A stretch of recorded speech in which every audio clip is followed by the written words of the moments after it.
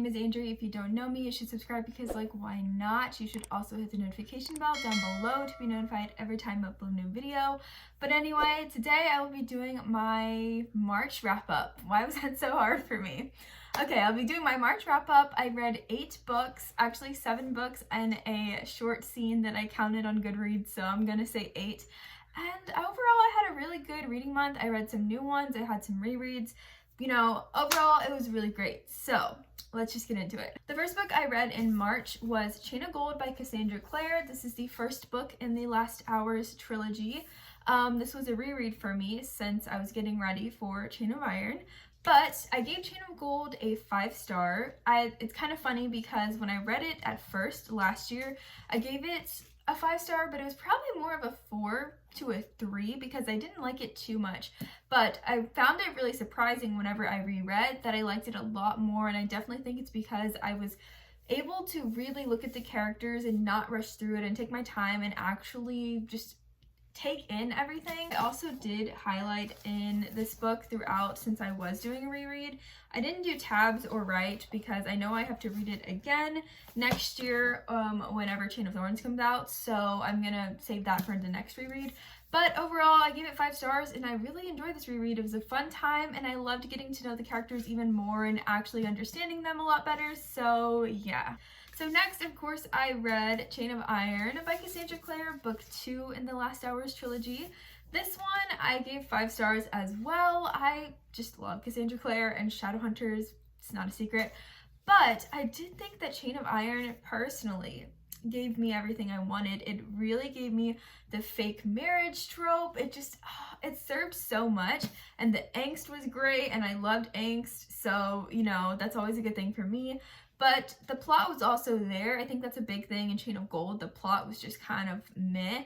But in this one, I liked that we had the underlying situation with who is the killer, and there was like a mass killer going around, a mass murderer. Is there a term for that? Serial killer, that's what it is.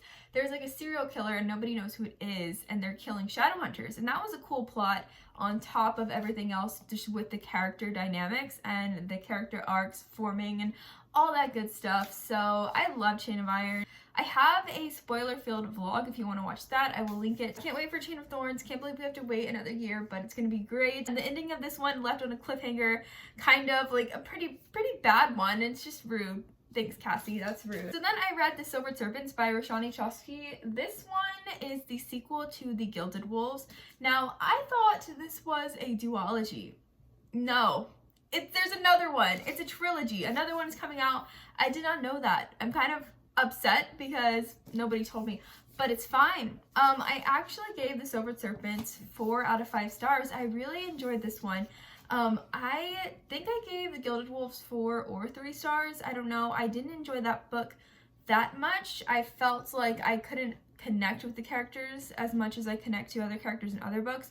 But I did find it easier in this one to relate to them and to feel for them and the decisions that they had to make. And the ending of this one is such a cliffhanger. She really likes to do that, I have found with Gilded Wolves and with this one. So she's set up for the next book really well. So I'm excited to pick up the last one. But if you haven't read Gilded Wolves, I still think it's definitely worth the read. It's a great fantasy. The world building is great and it's heavy. So also sometimes that's too much for me if I'm like already not connected to the characters and I'm not connected to the world. But I would say that the way the magic system is, she builds it really well and I do enjoy that. So this one was a 4-star, but it was really good. Then I read These Violent Delights by Chloe Gong. I really liked this book.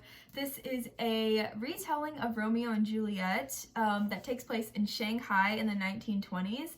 And it was so good. I really do like Chloe Gong's writing style. I think she's really talented, and I believe this is her debut, so I'm so excited for the next book.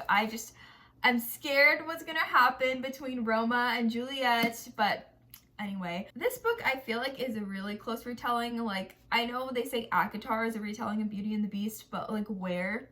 It's not really even that close to it, but this one is definitely a retelling of Romeo and Juliet. In this book, there are 2 rival gangs. So Juliet is a member of the Scarlet Guard and Roma is a White Flower. And so they have like a past history apparently. And then they have a common goal because there is this disease monster going around Shanghai, and the two of them want to basically take it down and protect their own gang. So I feel like it's similar, but it does have its differences. It's really funny to me that she kept the name Juliet for the girl, but for Romeo, she just changed it to Roma.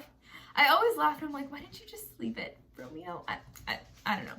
But I gave it 5 stars and I really enjoyed this book. So then I read The Foxhole Court by Nora Sakavic, and I have heard about The Foxhole Court for so long on BookTube. Like, it's old, it's had its run, but I've always been interested in it and I really wanted to check it out for myself. So I ended up giving this one, I think, a 3.5 out of 5 stars. It was definitely not my favorite read, but it was there. Like, it was entertaining, like, the whole way through, but it also has a lot of problematic elements. So the main thing about The Foxhole Court is it is about a boy named Neil Jostin. He plays Exy, which I think is this made-up sport. If it's a real sport, I'm sorry.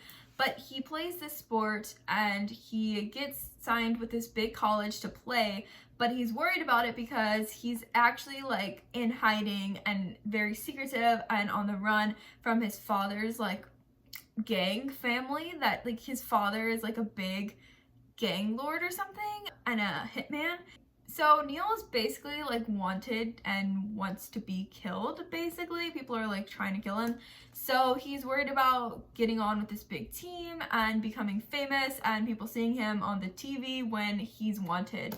So he's dealing with that, and then he goes to the Foxhole Court and then he ends up being persuaded to join, and he meets this group of guys on the team, and they're just terrible to him, but they're also kind of like mean, but you know they're going to be friends, and there's a relationship that I'm assuming blooms with one of them, but I from this book, I don't know how that's going to happen because they're literally so mean to Neil. I don't see how he can forgive this one guy for everything that they've done to him. But yeah, this definitely has like a lot of problems. I don't even know if you'd call them trigger warnings, but like suicide, overdosing, drug use, like drug abuse, all of that is in this book. Basically because the school that Neil goes to is a college for second chances for troubled kids. So there's a lot of heavy things in here, but I still gave it 3.5 out of 5 stars. I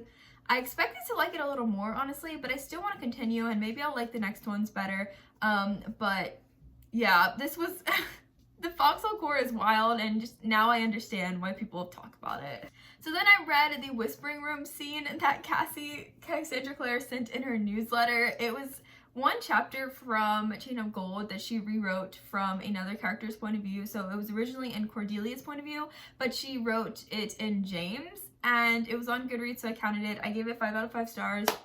I love James. I love the Whispering Room. It's iconic. It's a very iconic chapter, so that was great. Thank you for your service, Cassie. So then I reread Shatter Me by Tahed Mafi. I read it actually the first time physically, and then I reread it on audio. I like to do rereads on audio. I've never actually read a new book new to me on audio, so I like to do rereads, but it was actually pretty good. I found it for free on YouTube, so if you're looking for that, you can find it, but I really like Shatter Me. It was a fun time to reread, and yeah, I love Warner K. The last book I read was The Fifth Season by N.K. Jemisin. This one is an adult fantasy that is kind of like a dystopian too. I was just getting back into the dystopians, but this one I had heard a lot about, and I wasn't disappointed. I believe I ended up giving it 4 out of 5 stars. Let me see.